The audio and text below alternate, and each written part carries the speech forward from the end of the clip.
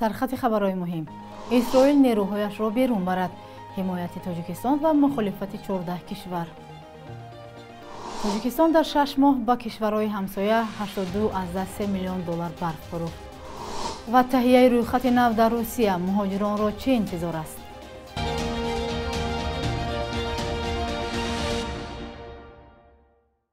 سلام بیننده های گرامی، امیدوارم خوبید. دوام چند لحظه بعدی شما رو با آخرین خبرهای تاجیکستان و جهان آشنا می‌سازیم. امروز جمعه 20 سپتامبر. اسرائیل در دوام یک سال نیروهای خود را از نوار غزه بیرون کشد و شهرک‌سازی را فوراً بس کند. این یکی از طلب‌های قطعنامه مربوط به فلسطین است که روز 18 سپتامبر در مجمع عمومی سازمان ملل قبول شد. از 193 عضو مجمع عمومی 124 کشور از جمله تاجیکستان از آن پشتیبانی کردند. امریکا هم پیمانی نزدیک اسرائیل از مخالفان این تصمیم بود. 13 کشور دیگر به مانند آرژانتین، چخیا، ونگریا و پاراگوای نیز به ضد قطعنامه رای دادند. 43 کشور از موضع‌گیری خودداری ورزیدند. تاجیکستان در ماه اکتبر و دکبر سال 2023 از قطعنامه آتش‌بس فوری در غزه پشتیبانی کرده بود. نمایندگان قزاقستان و قرقیزستان، ترکمنستان، ازبکستان و روسیه نیز روز 18 سپتامبر از قطعنامه نو در مورد فلسطین حمایت کردند. این سند در حالی تصویب شد که جنگ اسرائیل علیه حماس در نوار غزه تقریباً یک سال باز ادامه دارد. امریکا و اتحادیه اروپا حماس را سازمان تروریستی می‌دانند. آژانس امور میگوید دوام ماه‌های ینور و آگوست سال روان تاجیکستان به کشورهای همسایه به مبلغ زیاده از 82.3 میلیون دلار نیروی برق صادر کرده است. صادرات برق نظر به سال 2023 3.3% یا 2.8 میلیون دلار نسبت به همین دوره سال گذشته زیادتر بوده است. به اطلاع آژانس امور زیاده 80% از حجم صادرات نیروی برق به افغانستان و باقی مانده 20%ش به ازبکستان راست می‌آمده است. با این دو کشور تاجیکستان سال روان صادرات برق را قرارداد به امضا رسانده بود. انتقال برق به خارج در شرایطی که مردم تاجیکستان با محدودیت برق میگیرند انتقادها را به میان میآورد. همه ساله برابر سردی ها ساکنان دهات تاجیکستان شبانه روز فقط 8 ساعت برق میگیرند. جمشید نورمحمدزاده راهبر آژانس امور هم قبلا گفت برق اساساً در موسم تابستان و در وقت زیاد بودن آب فروخته می شود. اما شبهه و گمان‌ها به این حرف‌های مقامات زیاد است. در روسیه فهرست آنلاینی خارجیانی را ترتیب می‌دهند که بود و باششان در این کشور غیر قانونی است. در این باره الکساندر گاراوای معاون اولی وزیر کار داخلی روسیه در صحبت با نشریه کامرسانت خبر داده است. مصاحبه روز 19 سپتامبر نشر شد. مهاجرانی که به این رویخط شامل می‌شوند دیگر حق اداره ماشین، استفاده از خدمات بانکی، ثبت اموال، بستن و بیکار کردن نکاح، ثبت نام کودکان به مکتب یا کودکستان را نخواهند داشت شرح داده است او. معلوم نیست این فهرست آنلاینی کی تهیه شده مورد اجرا قرار می‌گیرد. گاراوای گفته است از 1 دکبر سال 2024 در فرودگاه‌های مسکو به طور سنجشی قاعده نوی گرفتن عکس و عکس انگشت خارجیان را جاری می‌کنند. این فقط آزمایشی است. پس از سنجش حکومت یکجا با همکاران از فسب مسئله راه اندازی این قاعده را در تمام گذرگاه‌های سرحدی بررسی می‌کنند تاکید کرده است او.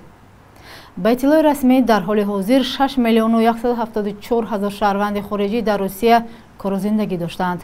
ازبکستان، تاجیکستان، قرقیزستان، بلاروس، اوکراین، ارمنستان، آذربایجان، قزاقستان و چین و ترکمنستان در 10 گانه کشورهایی هستند که تعداد زیادی شهروندانشان در روسیه کار و زندگی دارند.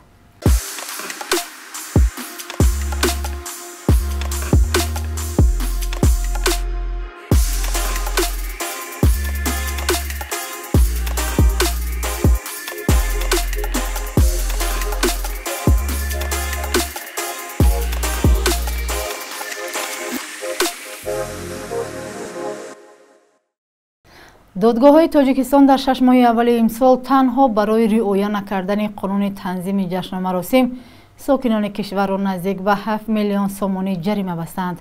مقامات تاجیکستان این قانون را ملی مینامند و همیشه از آن ستایش می‌کنند. برای نمونه گفته می‌شود قانون تنظیم برای مردم سبکی‌های زیاد آورد. با گفته مقامات قانون کمک کرد که سطح فقر در تاجیکستان کاهش داده شود. این دفعه ما از ساکنان و مهمان‌های پایتخت پرسیدیم که آیا خرج توی مرکه کمتر شده است یا نه؟ پاسخ را یکجا می‌بینیم. کسی که مثلا رعایت میکند کم خرج میکنند، لیکن ممکن بعضی ها هستند که ما همسایه‌مون خودمون گپ میزنم که بسیار خرج زیاد نمیکنند барои ман намедонам, барое ки аз вақте ки баромадам ин қонун кам харҷ ҳастанд дигароро, лекин ман намедонам.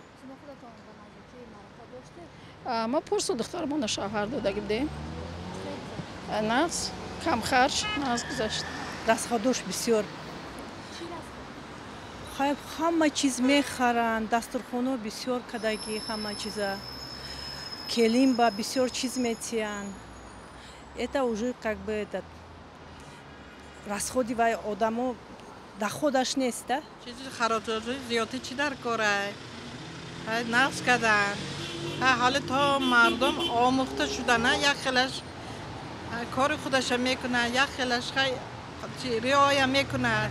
Анча нағз пештарва нига карга сабук кам шудаги расходо исрофгарӣ не ҳамаш нағз. баръакс ба фикри ма ки ба халқ ягон майда таъсир расондагӣ нест. Намедонам баъзе дар маъракҳо иштирок мекунам, бисёр ба мардум раҳмам меояд ки мисол баъзеҳо шароитҳошон мерасад, баъзе шароиташ намерасад. Бо бисёр озир ба якдигар конкуренсия бисёр шудагӣ. Фикр мекунам ки ҳамин бояд ки ҳамин аз байн бурда шавад. Лекин ҳамин қадар ҷаноби олӣ кӯшиш кард, ин ҳеҷ не ки ҳамин амалӣ гардад. Наоборот баръакс шудааст. Я 2-3 моҳ пеш занг гирифтем.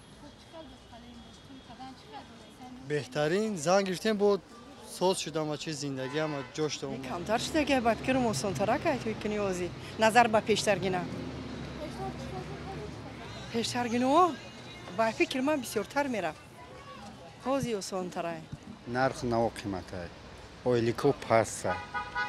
Ҳамин давлати мо ҳамин Тоҷикистонда вообще ойлик намерасад. Шароити халқда намерасад ҳамин ойлик.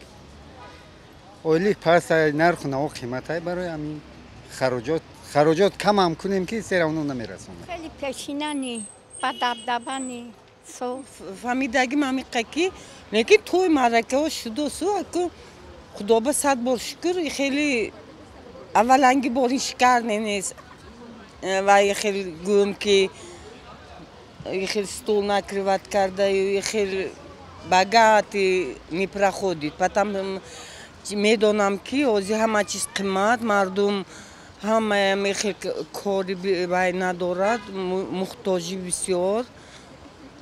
Пишти ҳамин бошад, ман фикри ман қатъӣ. нашрияи The Wall Street Journal дар як гузориши худ навиштааст ки шумораи умумии кушта ва ё захмиён миёни низомиёни Украина ва Русия аз оғози ҷанг дар моҳи феврали соли 2022 метавонад ба беш аз 1 миллион расида бошад.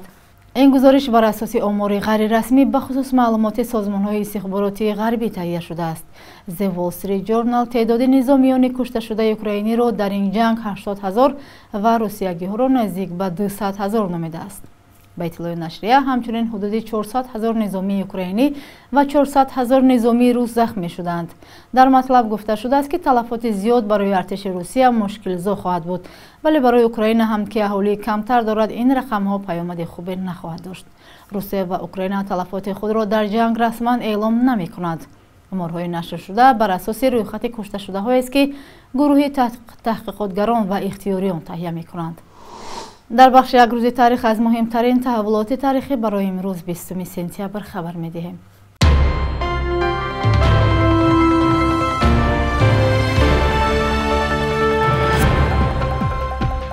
20 сентябри соли 1924 дар Душанбе нахустин шуъбаи почтаи Тоҷик арзи ҳастӣ намуд ки 7 нафари нахустинро ба кор қабул кард. Он замон номаву бастаҳоро бо аспу уштур ва хар бор карда ба шаҳру деҳи ҷумҳурии нави шӯравӣ мерасониданд. соли 1935 почтаи Тоҷик соҳиби бинои марказии худ шуд ки беш аз 80 сол хидмат кард. 20 сентябри соли 2011 намояндагони нирӯҳои мусаллаҳи Тоҷикистону Чин дар маросиме ширкат карданд ки дар он расман Душанбе 3% аз заминҳои даъвоиро ба ихтиёри Пекин вогузор кард. дар бораи ин ҳодиса чанд ҳафта баъд расонаҳои чинӣ хабар доданд ва ин масъала мояи танқидҳои зиёд аз ҳукумати Тоҷикистон гардид. мақомоти тоҷик он вақт гуфтанд ки ин санад ба баҳси марзии миёни ду кишвар хотима гузошт ва баҳси беш аз 100 сола бо ҳамсояи шарқиву пуштибони калидии иқтисодаш нуқта гузошта як пирӯзии дипломатии тоҷик мебошад. 20 сентябри соли 1909 зодрӯзи нависандаи маъруфи тоҷик Ҷалол Икромӣ аст, ки дар асарҳояш вожгунии аморати Бухоро ва рӯйдодҳои солҳои 1920-ро тасвир кардааст. ӯ барои романҳои Тори Анкабут, Духтари Оташ, 12 дарвозаи Бухоро ва Тахти вожгун ҷоизаҳои баланд гирифт, вале барои қиссаҳои Тирмор ва Ман гунаҳгорам таҳти таъқиби мақомоти вақти шӯравӣ қарор гирифт. ин фишор сабаб шуд, ки Икромӣ ҳақиқати ишғоли Бухоро аз тарафи урдуи сурхи шӯравиро дар осори бадеяш қаламдод карда натавонад, вале дар солҳои охири умраш дар хотираҳояш тасвир кард. субҳи имрӯз Бонки Миллӣ 1000 рубли русиро ба 114 сомонӣ, 100 евро ба 1189 сомонӣ ва $100-ро 1065 сомонӣ муқаррар кардааст.